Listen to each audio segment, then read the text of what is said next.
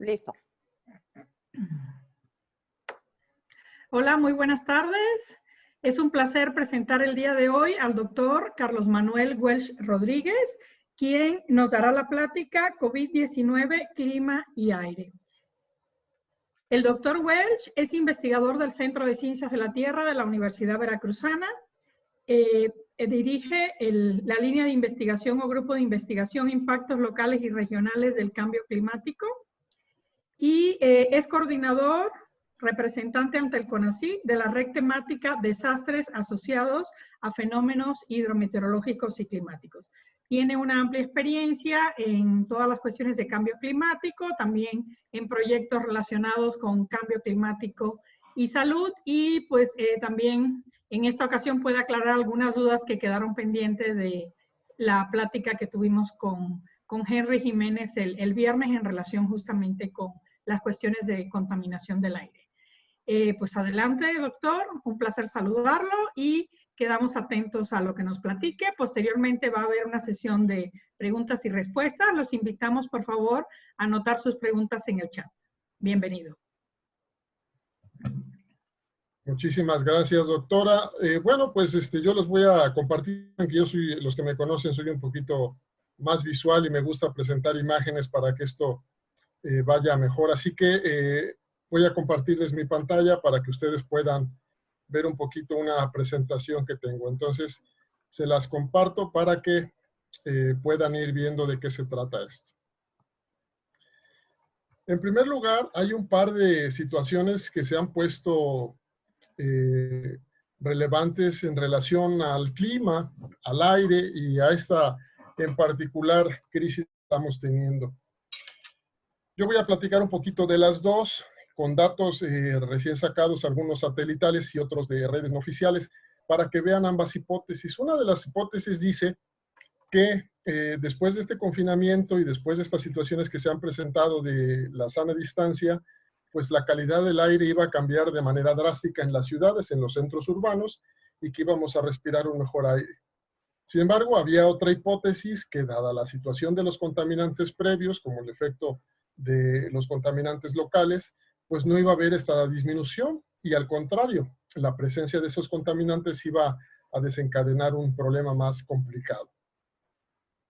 Hace algunos meses y quizás un par de años ya, y a relación con esto de que sitúan como causa, origen de esto la zoonosis, pues tuvimos una estudiante de Colombia de un grupo de investigación multidisciplinar, interdisciplinar sobre sustentabilidad ambiental, que vino, Lisette Paola, con nosotros, y fue donde detectamos que había un área de oportunidad muy importante en relación a la investigación de la zoonosis y cómo esto iba a impactar.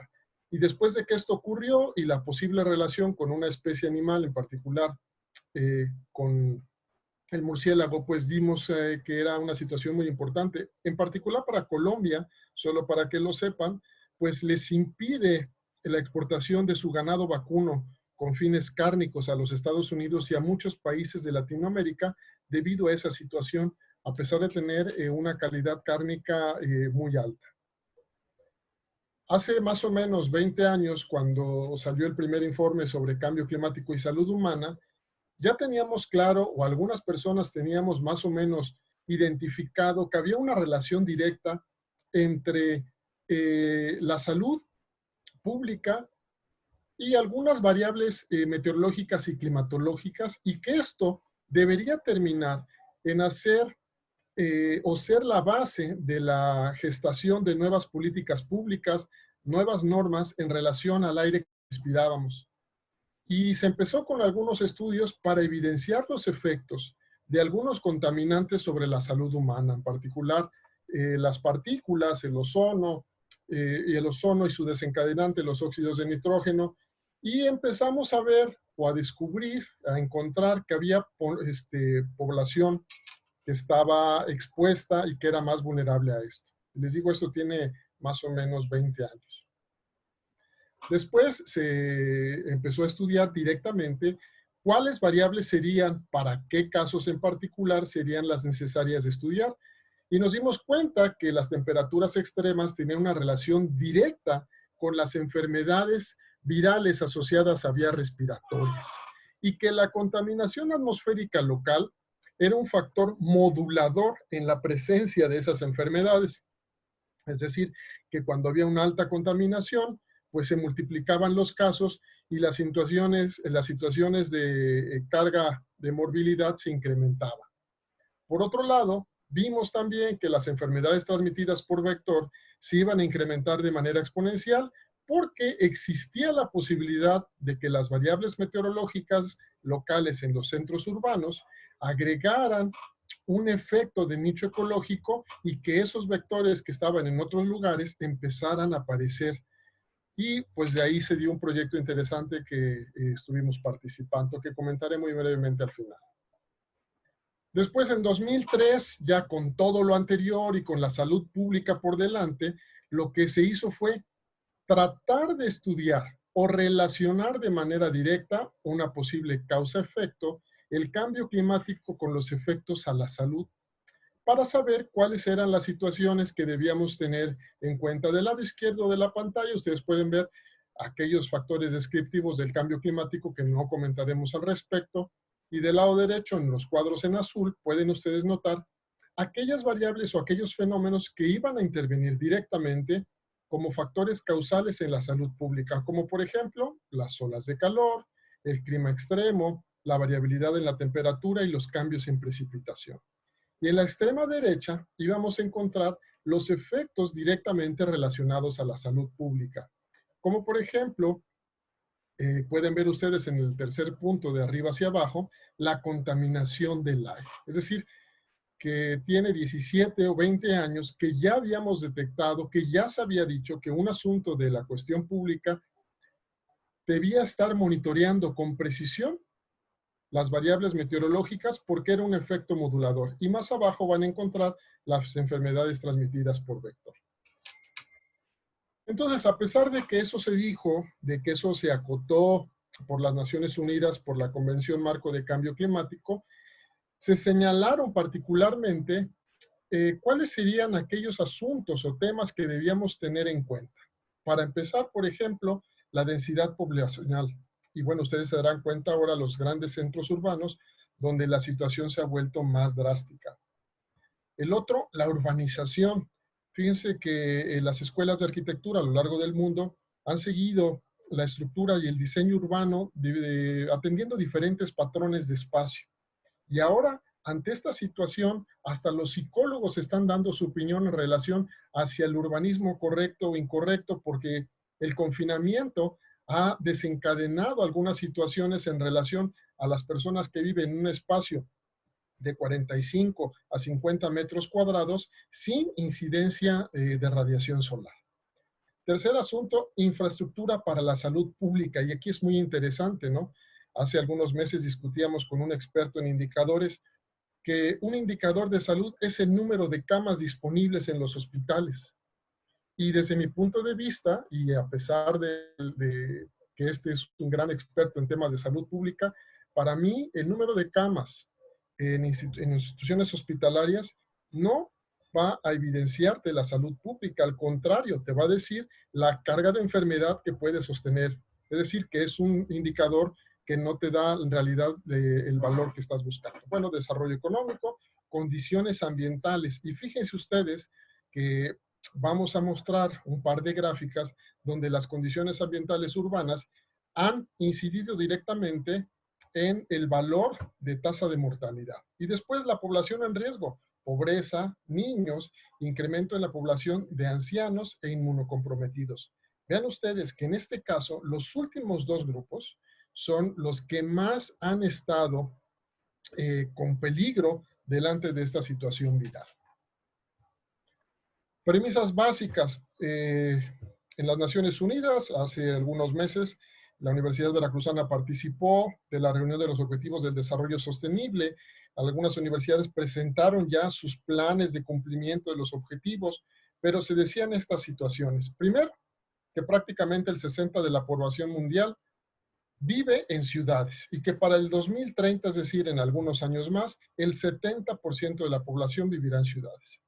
Entonces, ante esta clase de situaciones pandémicas, pues el vivir en una ciudad es un factor de riesgo. Segundo asunto más importante, las ciudades del mundo solo ocupan el 3% de la superficie del planeta, sin embargo, representan el 80% del consumo de la energía y el 75% de las emisiones de carbono.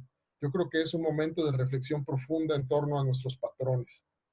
Y finalmente, el 90% de los habitantes de las ciudades respira aires que no cumplen las normas mínimas de calidad establecidas por la Organización Mundial de la Salud.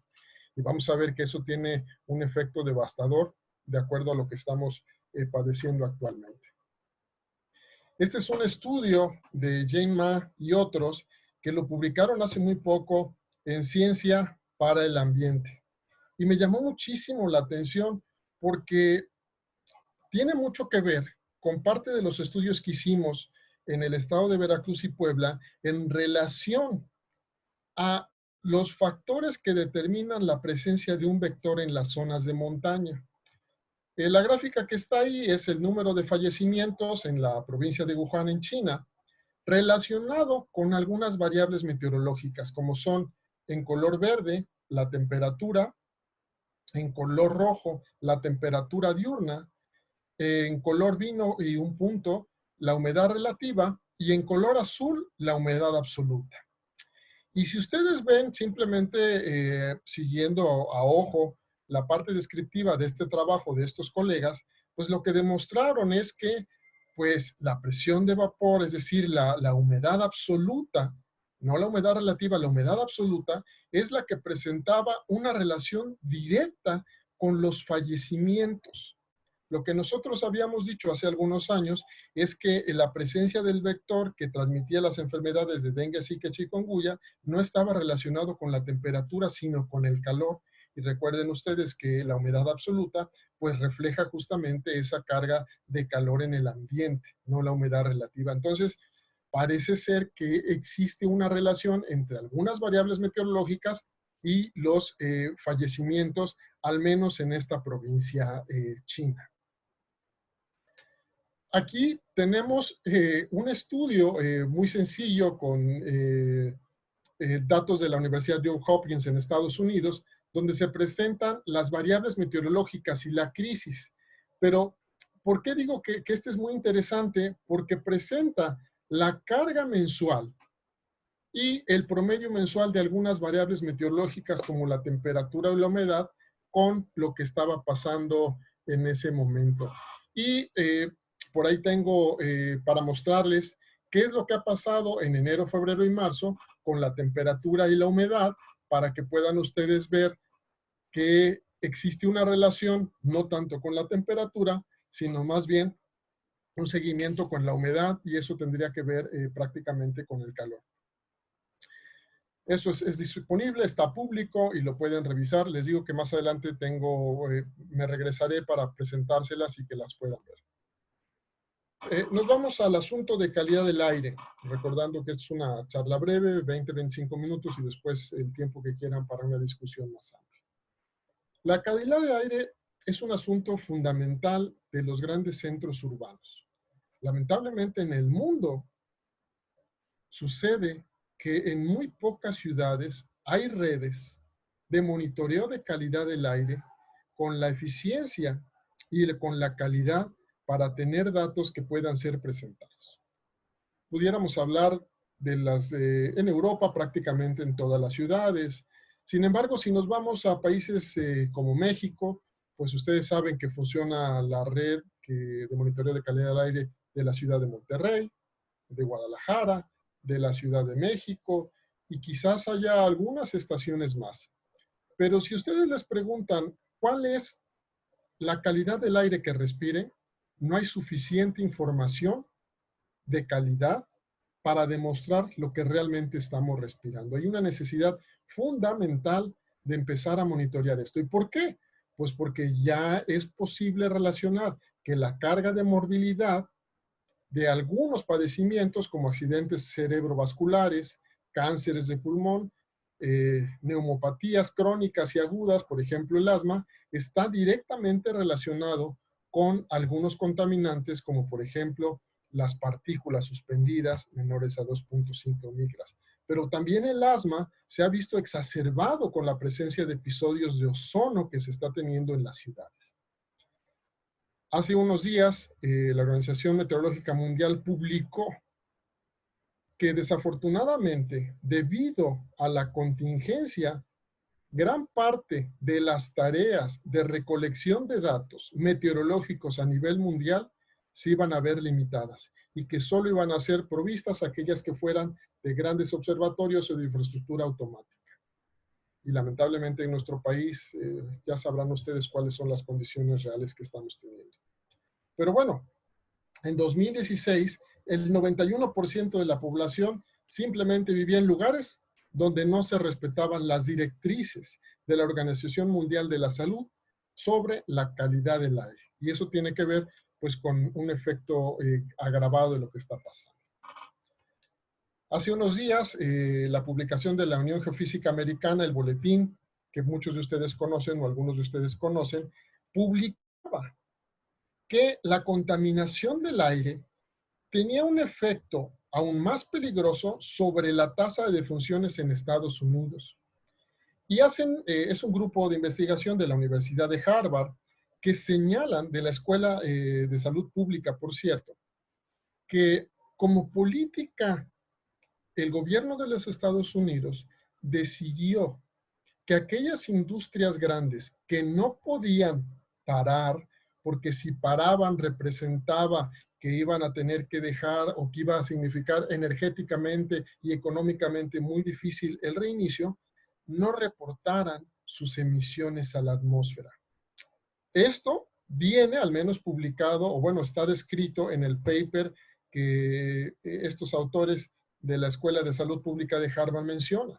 Y dice, y eso en lugar de favorecer la reducción de la contaminación, pues parece que incrementó, porque el hecho de que no tuvieran que cumplir las ya muy laxas normas de calidad del aire, pues lo que pasó es que algunas industrias, dicen estos autores, empezaron a trabajar y sin contener sus contaminantes. ¿Y eso qué ocurrió? Pues incidió que en aquellos lugares donde se incrementó 1 microgramo por metro cúbico en partículas menores a 2.5, se incrementó la tasa de mortalidad en un 15%.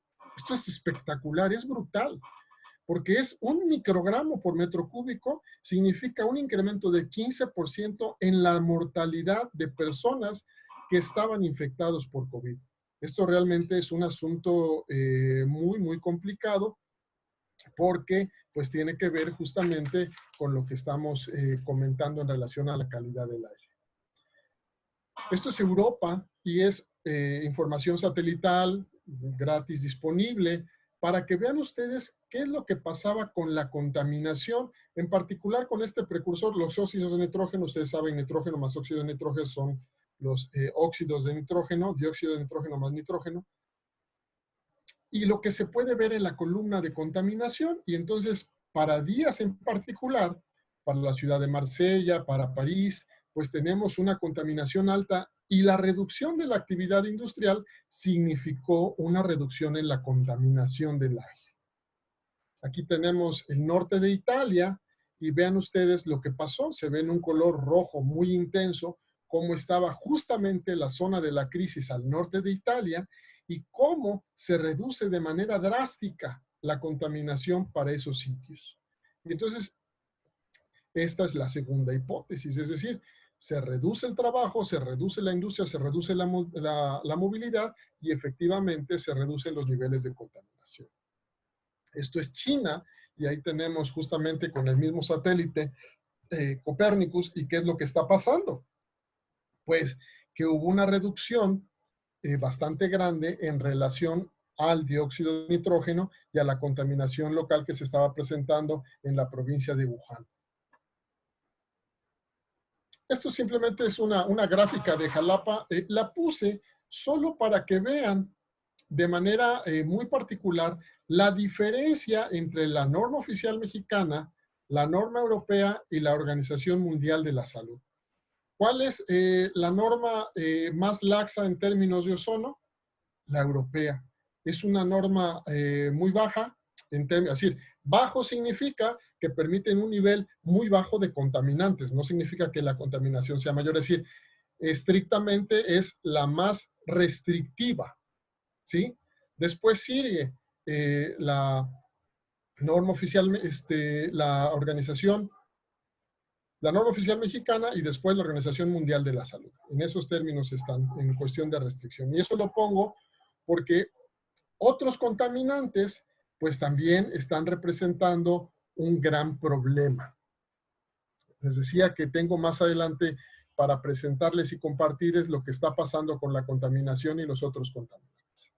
Entonces, de manera muy directa y ya casi para finalizar mis 20 minutos, con o sin cambio climático, con o sin COVID, debemos tener en cuenta que la contaminación del aire es un factor que modula y exacerba la presencia de estos virus y por lo tanto el peligro para la población vulnerable.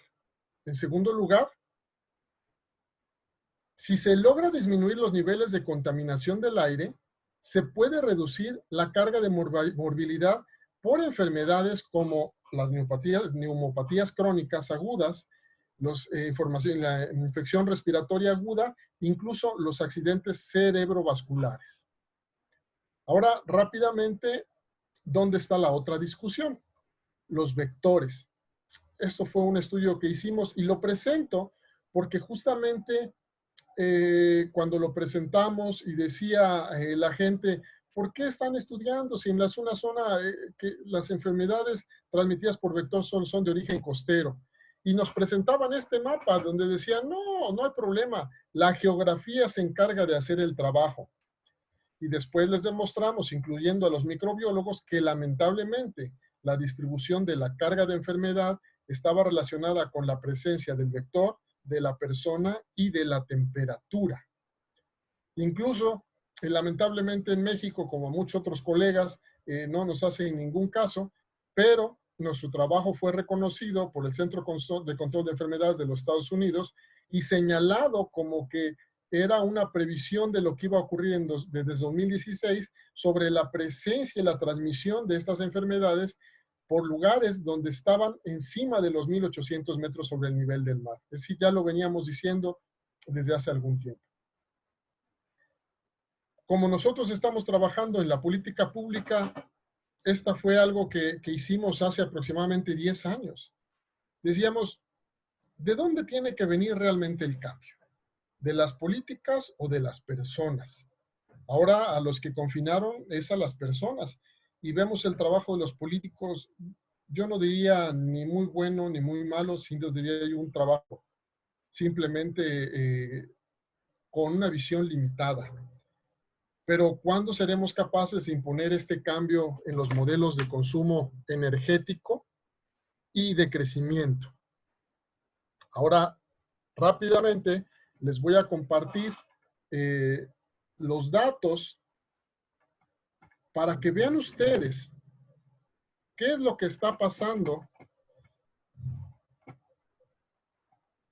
con la situación de la contaminación en China. No sé si lo están viendo todos, pero ahí tenemos en pantalla, espero que lo estén viendo, la contaminación en China. No sé si se alcanza a ver, doctora Ana, si me haces una seña si se ve la contaminación diaria en China en la pantalla.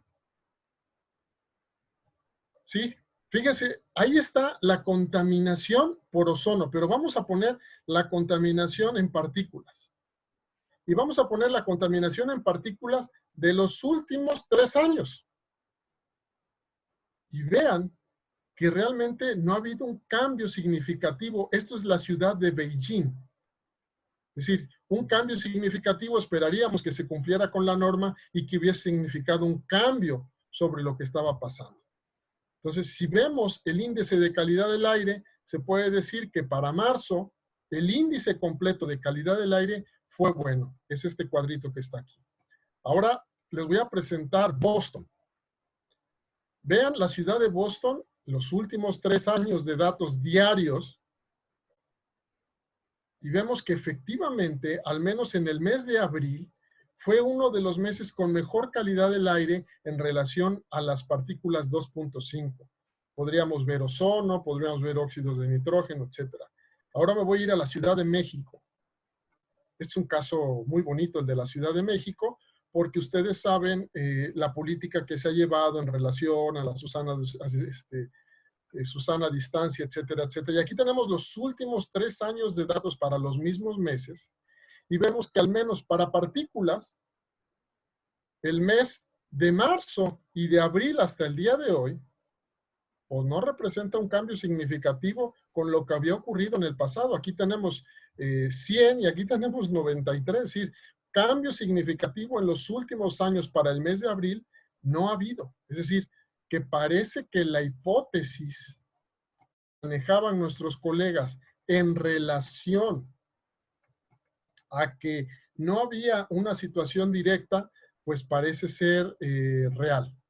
Así que con eso concluyo y espero que haya algunas preguntas que podamos intentar responder, las que se puedan y las que no, pues aceptaremos nuestra ignorancia. Gracias. Damos las gracias al doctor Welch por toda esta ilustración del tema y abrimos la sesión de preguntas. Voy a revisar.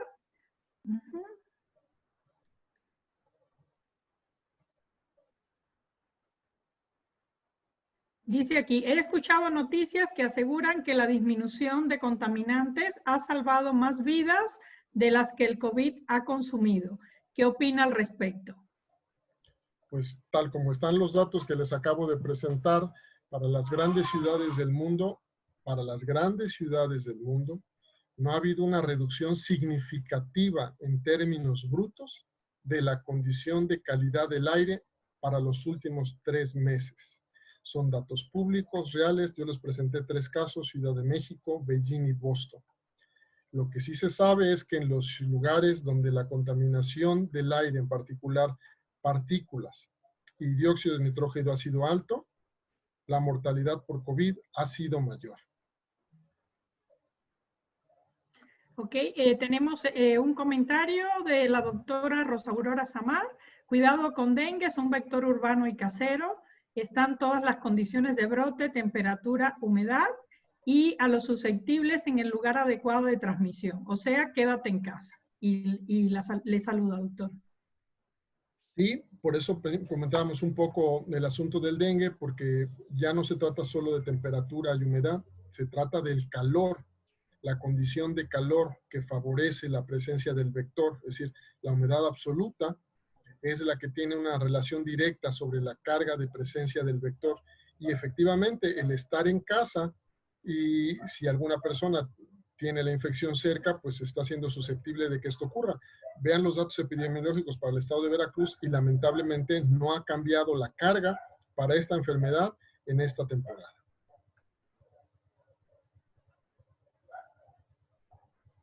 Por ahora no tenemos alguna otra pregunta. Yo en particular me gustaría, si nos pudiera comentar, ¿qué interacción podría darse entre esta situación que tenemos de COVID y un brote de dengue u otra enfermedad transmitida por vector? Dijéramos chikungunya, Zika. No, yo lo que diría es que para el estado de Veracruz, la carga o la presencia de dengue, Zika y chikungunya, al menos de dengue, se ha mantenido a la alza y Veracruz es el primer lugar de los estados en la presencia de esta infección viral, ¿no? Es un asunto muy complicado. Y que una persona presente ambos casos, de momento yo creo que las autoridades sanitarias deberían decir si así ha ocurrido o no.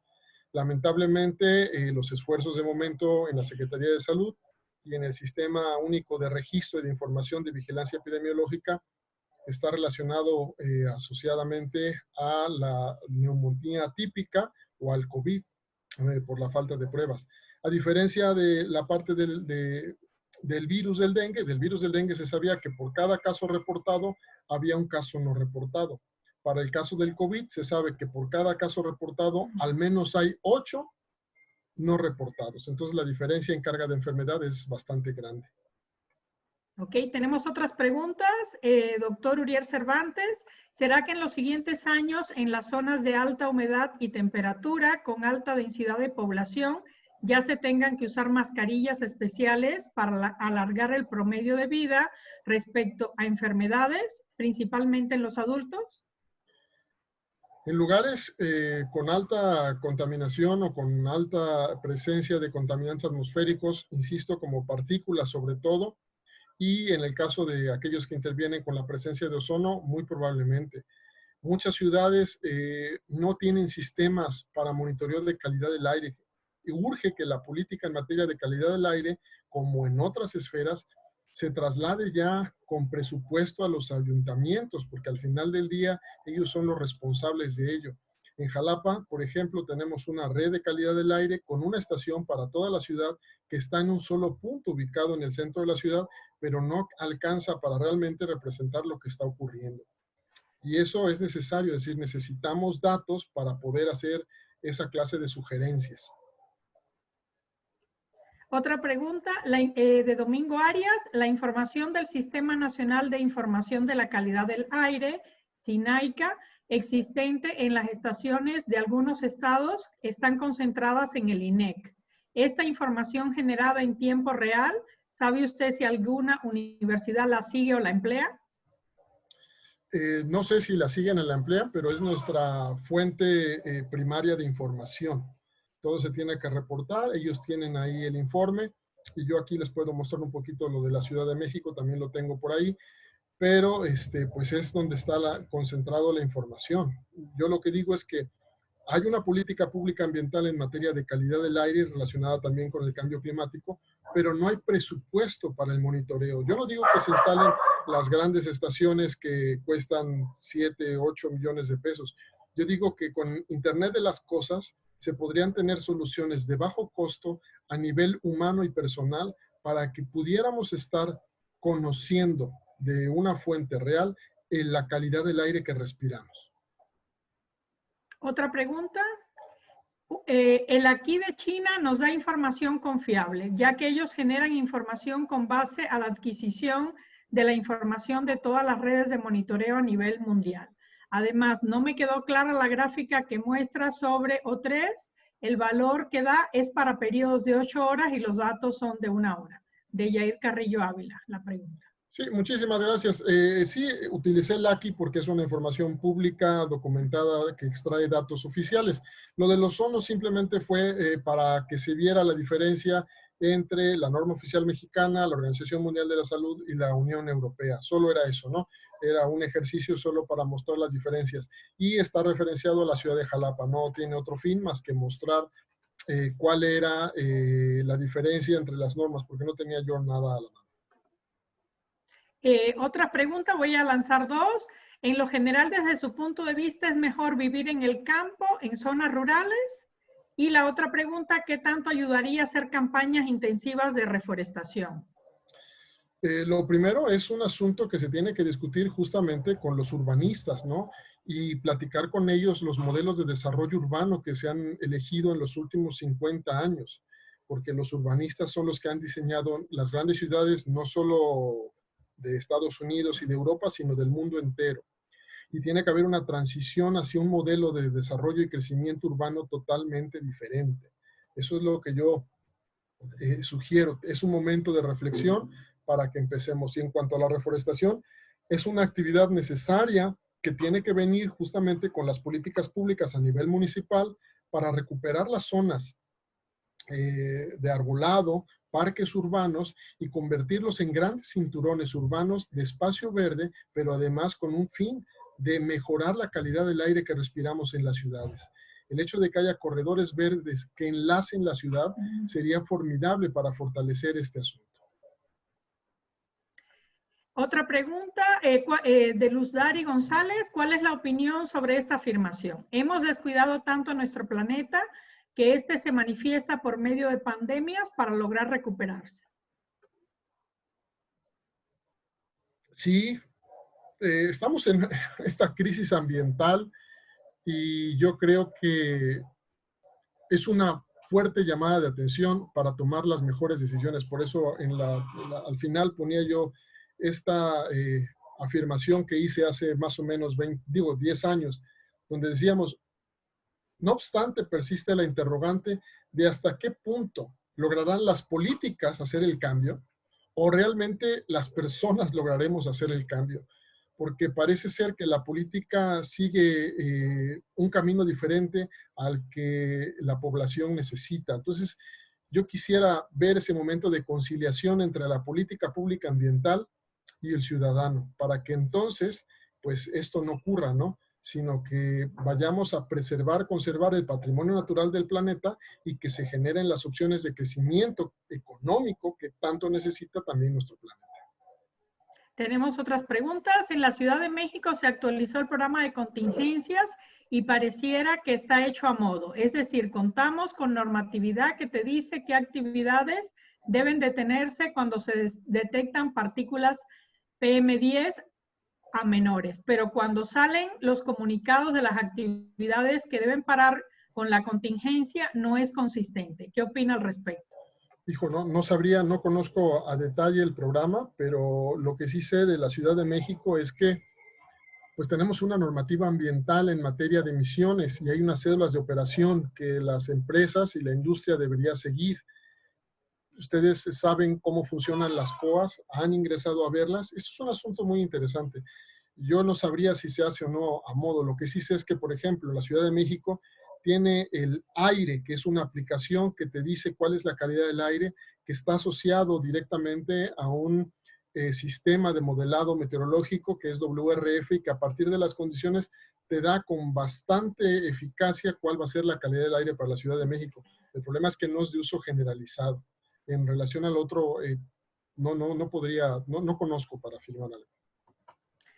Otra pregunta, considerando la calidad del aire, parece paradójico que en la parte este de los Estados Unidos hay una alta mortalidad con una relativa y aceptable calidad del aire, mientras que en China, con mala calidad del aire, la tasa de mortalidad es considerablemente baja. Por ello, ¿hay algún factor climático adicional que se pueda considerar? En ambos lugares la condición fue similar en el momento más alto de la crisis, ¿no? Aquí les tengo en pantalla, déjenme que lo encuentre ahora para mostrárselos. Y aquí está, se los voy a compartir ahora para que vean las variables de temperatura, humedad con relación a los casos de mortalidad a nivel planetario, porque eso va a ayudar mucho a esta respuesta. Denme un segundo para que le dé compartir pantalla. Y ahora ustedes pueden ver en la pantalla lo que pasó con Copérnicus y con lo que tenemos. Vean ustedes ahí, voy a poner la humedad y voy a poner enero y luego voy a poner marzo. Y ahora se va a cargar el asunto de la mortalidad. Y me voy a ir a Asia para que vean ustedes Europa y Asia, qué es lo que pasaba. En el momento más alto de la pandemia asiática, es decir, cuando estuvo el origen y estaba pasando esto, la calidad del aire en estas condiciones, en estos lugares era muy alta y la relación con la humedad, vean cómo son los puntos rojos, son datos de la Universidad Johns Hopkins y después esto se traslada a lo que está ocurriendo acá. En marzo, esto está libre, gratuito, pueden ustedes bajar los datos, pueden ver lo que está pasando. Es una herramienta muy fácil de utilizar y después eso se traslada a la condición que estaba ocurriendo en Europa. Entonces, al parecer, la humedad, la cantidad de calor y la calidad del aire sí condicionó la tasa de mortalidad. Ok, otra pregunta, voy a lanzar dos. ¿Qué pasará cuando se retiren las medidas de quedarse en casa y regresen todos los vehículos y las industrias a operar de nuevo? Esto podría incrementar los casos de virus por la cantidad de PM y contaminantes que mandarán a la atmósfera. Esa es una. Y la siguiente, ¿cómo podríamos nosotros contribuir en nuestros hogares para ayudar al cambio? Sí, bueno, en primer lugar, sí, yo creo que una vez que regrese la movilidad, va a haber un efecto directo sobre la calidad del aire y sobre el consumo energético, que va a incidir también en las emisiones, ya no solo de contaminantes locales, sino de gases de efecto invernadero, y vamos a exacerbar un poco la temperatura. Recuerden que si la temperatura en el planeta se incrementa a 1 grado, localmente se puede incrementar 1,5 grados, 1,2, 1,3 grados. Es decir, se exacerba con el fenómeno local y eso va a ocurrir. Entonces hay que tener mucho cuidado. En cuanto a la transmisión, no creemos que se va a incrementar porque esperemos que la curva de contagio en ese momento ya se haya aplanado, haya habido muchísimas personas que ya hayan desarrollado los anticuerpos necesarios y entonces el nivel de infección probablemente se convertirá en estacional, pero eso ya los epidemiólogos nos avisarán de ese asunto. ¿Cómo podríamos contribuir a nuestros hogares para ayudar al cambio? Pues el cambio de actitudes. Ayer decían algunos colegas que una de las cosas que se ha notado es que intentar consumir local ha demostrado que no hay suficiente calidad y cantidad de productos en los mercados locales para satisfacer la demanda que se está presentando ahora. Entonces, es un asunto muy importante que tenemos que revisar. Es decir, si vamos a decidir consumir local y vamos a apostar a por ello, pues tiene que haber los recursos de manera local. De momento, esta situación ha demostrado que no ha sido posible satisfacer esta demanda. Bien, otra pregunta. ¿Qué opinión le merece la iniciativa sobre la Agenda Ambiental para Veracruz, firmada y trabajada por un gran número de especialistas ambientales, pero que parece que el gobierno estatal no le interesa? La conozco, sé que es un gran esfuerzo de muchos académicos y la sociedad civil organizada. A mí se me hace un gran esfuerzo, se me hace una muy buena iniciativa, pero lamentablemente pues coincido en esa percepción de que el gobierno estatal tiene una agenda diferente, anclada en lo social y desafortunadamente sin considerar lo ambiental. No se dan cuenta que justamente la pata ambiental pues es en la que estamos parados todos y es una situación que está ocurriendo. ¿Sí? Otra pregunta, ¿cuál podría ser la hipótesis más acertada con respecto a la relación entre la calidad del aire y el avance del COVID-19 en México? Y si se puede afirmar dicha relación.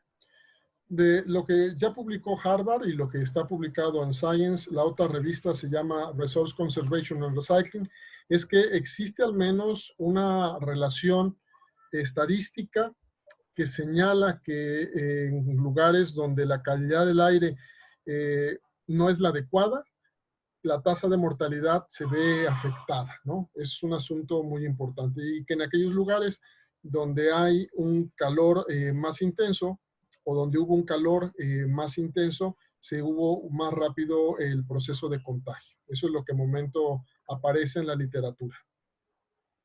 Ok. Una última pregunta de Claudia Peralta. ¿Tendrán que adecuarse las líneas de generación y aplicación del conocimiento en materia ambiental que se desarrollan al interior de la UB? ¿Cuál debe ser la contribución de la academia en este sentido? Yo creo que una de las cosas fundamentales que desde nuestro grupo de trabajo hacemos, tanto la doctora Tania, la doctora Ana y la doctora Lorena, que no nos pudo acompañar, es que nosotros sí sabemos trabajar de manera interdisciplinar. Es decir, la doctora Tania es una abogada connotadísima, la doctora Nasilia es una bióloga y conservacionista connotadísima, la doctora Lorena es un ingeniero experta en temas de residuos. Entonces, hemos logrado combinar disciplinas diferentes para trabajar de manera armónica y proponer soluciones desde la política pública. Y eso yo creo que debería ser una constante en todos los grupos de investigación. Y no lo venimos haciendo desde ahora. Tenemos más de 10 años que venimos trabajando en esta línea. Aquí desafortunadamente el trabajo en muchas líneas de investigación es acotado a su espacio y no se salen de ahí miedo de pisar otras esferas. Pero yo creo que es momento necesario de que se trabaje. Un ejemplo muy sencillo. Fíjense, el Consejo de Salud Ambiental del Estado de Veracruz originalmente tenía un grupo de expertos en todas las áreas. Había médicos, epidemiólogos, microbiólogos, biólogos, climatólogos, economistas, y de repente se convirtió en un grupo de 3 amigos, ellos médicos, y de ahí se maneja todo. Algo similar está ocurriendo ahora mismo con esta pandemia. En lugar de escuchar a otras esferas, a otras disciplinas y lo que ellos pueden decir, se ha acotado solo a la contención, a la mitigación desde el espacio de la salud pública. Y eso es una situación que no ha permitido encontrar las mejores soluciones. Digo, desde el punto de vista, por ejemplo, económico, el asunto de los impuestos, la gestión económica, el desarrollo de las políticas públicas para conservar el empleo, pues se ha visto simplemente soslayado porque la preocupación fundamental está en atender el número de espacios para que sean suficientes en caso de que se rebase el número de contagios y las camas en los hospitales no sean suficientes para atender a todos. Entonces yo creo que ojalá y pudiéramos combinar las esferas para trabajar. ¿Cuál es la contribución de la academia? Hay muchos grupos a nivel país que están trabajando en esto y haciendo su aportación. Ok, muchas gracias. Por ahora no hay ninguna otra pregunta. No sé si gustes hacer algún comentario, Tania, para cerrar la sesión. Sí, bueno, solamente felicitar al doctor Carlos Welch, que como mencionó la doctora Ana Cecilia, es parte de nuestro cuerpo académico Gestión y Políticas Públicas Ambientales. Somos los que estamos organizando este seminario. Una exposición brillante. Doctor Welch, muchísimas gracias.